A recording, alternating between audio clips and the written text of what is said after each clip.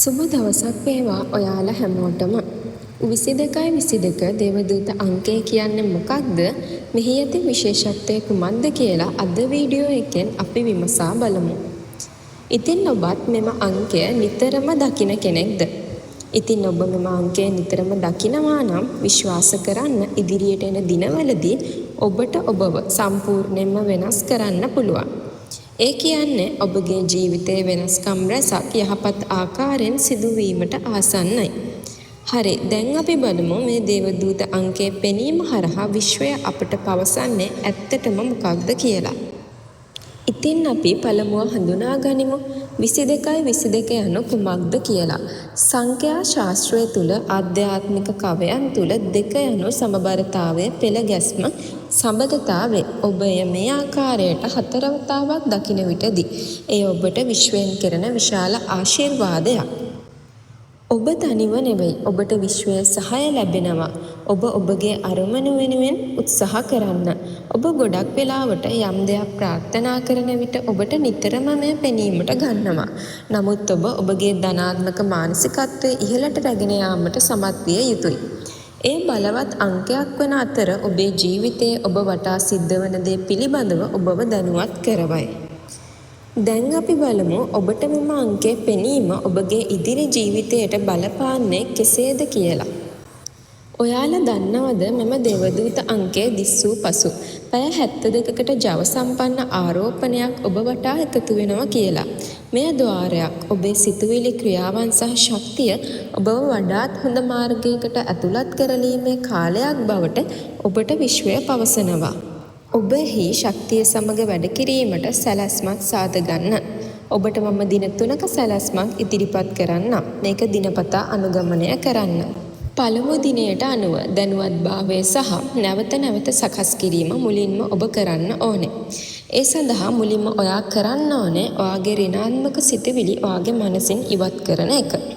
හැබැයි මේ දෙයට ඉක්මන් වෙන්න එපා. ඉක්මනින් ප්‍රතික්‍රියා කරන්න යන්නත් එපා. මේ දිනය ඇතුළේදී ඔබ මනසින් නිදහස් වෙන්න. ඊට පස්සේ ඔයාගේ චිත්තවේගී තත්ත්වය ඔයාම නිරීක්ෂණය කරන්න. ඊට පස්සේ ඔයාගෙන්ම අහන්න, ඇයි මම මගේ ජීවිතේ පෙළ ගැස්මෙන් බැහැරව සිටින්නේ කියලා. ඒ විතරක් නෙවෙයි, ඔයාගේ ධනාත්මක දේවල් කොලයක ලියන්නත් පටන් ගන්න ඕන. ඒ වගේම ඔයාගේ අනාගතය ගැන ඕනාවට වඩා සැක කරන්න යන්නත් එපා. ඒ වගේම ඔයාගේ මනස පිරිසිදු කරගන්න. ඔයාට ප්‍රශ්න තියෙනවා නම් ඒ ප්‍රශ්න ගැන ලොකුවට හිතන්න යන්න එපා. ඒ වගේම ඔයා ඉන්න වටපිටාවේ ඔබේ අවකාශය පිරිසිදු කරගන්නත් අමතක කරගන්න එපා. ඒ වගේම ඔබේ මනස ඇතුලේ තියෙන අනවශ්‍ය කරුණු ගැන ඕනාවට වඩා වැඩියෙන් සිතන්න යන්නත් එපා. දෙවන දිනයේදී ඔබේ අරමුණ සහ ඔබ කොහොමද ඔබේ ශක්තිය මේ උදෙසා පෙළගස්වන්නේ කියන දේවල් ගැන හිතන්න.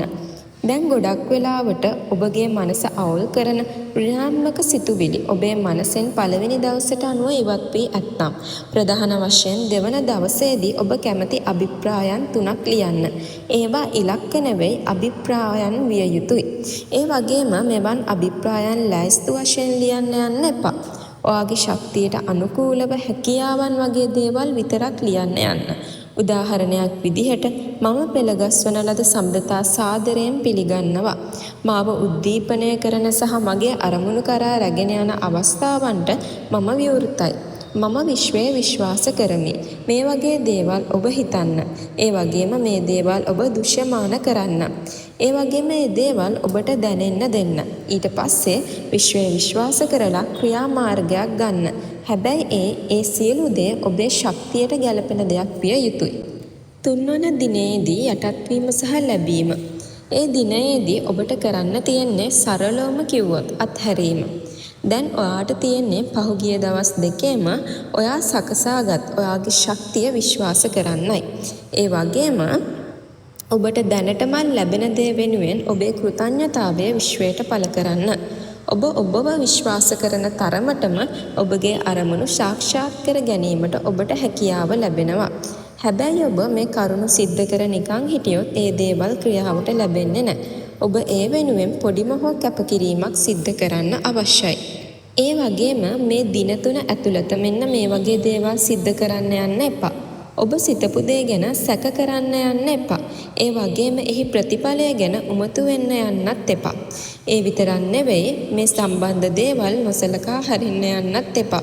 ඔබට මේ දේවල් විශ්වාස නැති වෙන්න පුළුවන්. නමුත් ඔබව විශ්වය විශ්වාස කරනවා.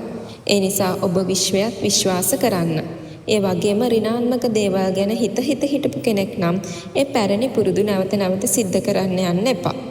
ඒ වගේම ඔබගේ මාර්ගය, ඔබගේ ඉලක්ක, ඔබගේ ජීවිතය අනිත් අය එක්ක සංසන්දනය කරන්න යන්නත් එපා. ඉතින් ඔබටත් මේ දේවදූත අංක නිතරම පෙනෙනවා නම් එයින් අදහස් වන්නේ විශ්වය ඔබත් එක්ක මෘදු ලෙස සම්බන්ධ වෙන බවයි. ඔබගේ අරමුණු වලට යන්න විශ්වයේ සහාය ලැබෙනවා කියන එකයි. ඉතින් ඔබත් විශ්වය විශ්වාස කරන්න. විශ්වය විශ්වාස කරලා ඔබේ අරමුණු ਸਰවපකාරයෙන් සාර්ථක කරගන්න. ඉදිරියටම ගමන් කරගන්න. ඔබේ ජීවිතයේ වෙනස්කම් විශාල ප්‍රමාණයක් ඔබටම දැක ගන්න හැකියාව ලැබේ. ඉතින් විශ්වාස කරන්න, විශ්වාසයෙන් ඉන්න ඔබ සැමට විශ්ව මාතාවගේ පිහිටයි.